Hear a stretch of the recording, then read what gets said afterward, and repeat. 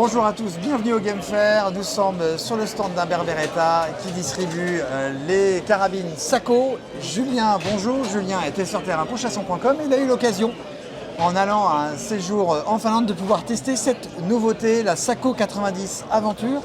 Alors, Julien, comment s'est passé cet essai et quel a été ton ressenti de cette carabine? À l'époque, quand on y allait, c'était pour tester la Sako 100. Et ils nous ont mis les Sako 90 en main. C'était pas prêt, on ne le savait pas. On a dû se taire jusqu'à maintenant. Ouais. Donc le test, ça s'est passé, on n'a pas chassé avec. Certains ont chassé avec, moi pas, j'avais une Sako 100. Ouais. Mais par contre, on a beaucoup tiré au stand avec un peu tous les modèles de la gamme. Et on a surtout fait un concours international d'élan courant que j'ai à l'époque remporté avec la 90. Donc là, c'est le modèle Aventure. Pour ceux qui connaissent, c'est la remplaçante de la Finlight. C'était un modèle emblématique chez Sako. Alors les améliorations qu'ils ont apportées, on se retrouve avec une détente réglable. Il y a 4 poids de détente réglable avec une petite clé Allen.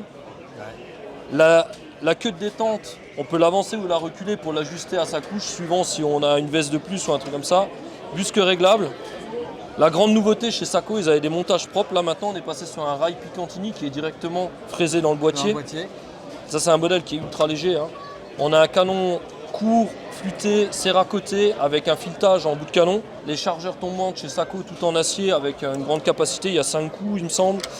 Ils ont changé l'éjection. Oui. Le système d'éjection, c'était un problème sur certaines 85 où les cartouches sortaient, les étuis sortaient trop haut et tapaient dans les lunettes. Donc là, l'angle a été changé. Donc là, c'est vraiment une carabine qui est... Sako a le principe de toujours améliorer ce qu'ils font déjà correctement ou même très bien. Donc là, on arrive sur un produit qui est totalement abouti. C'est une machine à tirer aussi. Un truc que j'adore et j'arrête pas de leur dire à chaque fois que je les vois, c'est le fait que la carabine soit plate en dessous. Si on va chez nos copains de Force Table Stick, qu'on prend leur canne de tir avec la plaque plate devant, on est calé, c'est impressionnant. Sur un Mirador, sur un sac à dos, le fait que ça soit pas arrondi, ça change tout. Ouais, c'est un vrai plus. Et après, quand tu l'as en main, c'est un peu moins agréable, mais ça change pas grand-chose. De toute façon, voilà. Celui qui nous regarde et qui regarde cette présentation et qui se dit que ça pourrait être ma future carabine, il a raison. Il a raison déjà, et il va l'utiliser pour tout faire, entre guillemets. C'est des culasses qui sont extrêmement fluides. Ouais. Moi, donc en battu, s'il fait la course avec un gars qui est linéaire, s'il est habitué, il peut aller presque aussi vite. Ça va pas jouer à grand chose.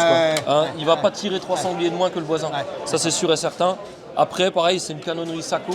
C'est connu pour la précision. Donc c'est une carabine. Tu la prends dans un calibre passe-partout, tu mets une fois ton point rouge. Tu as ton embase Picatinny avant, tu mets un petit point rouge.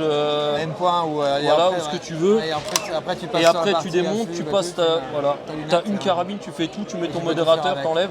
Tu t'amuses à modifier tes poids de balles. Chez eux aussi, tu as un choix assez important. Et puis, tu as une carabine à tout faire qui reste vraiment là, ça pèse que dalle. C'est compact, hein. C'est vraiment tout petit. Tu mets un modérateur, les petits Azutra qu'ils ont là, qui dépassent pas trop, qui manchonnent. Pareil, c'est un outil, quoi. Et puis moi, je les trouve jolis. Voilà. Validé par Monsieur Gingembre. J'espère aussi, pareil, la récupérer pour chasser. Ça marche. Voilà. Merci Julien. De rien, Baudouin.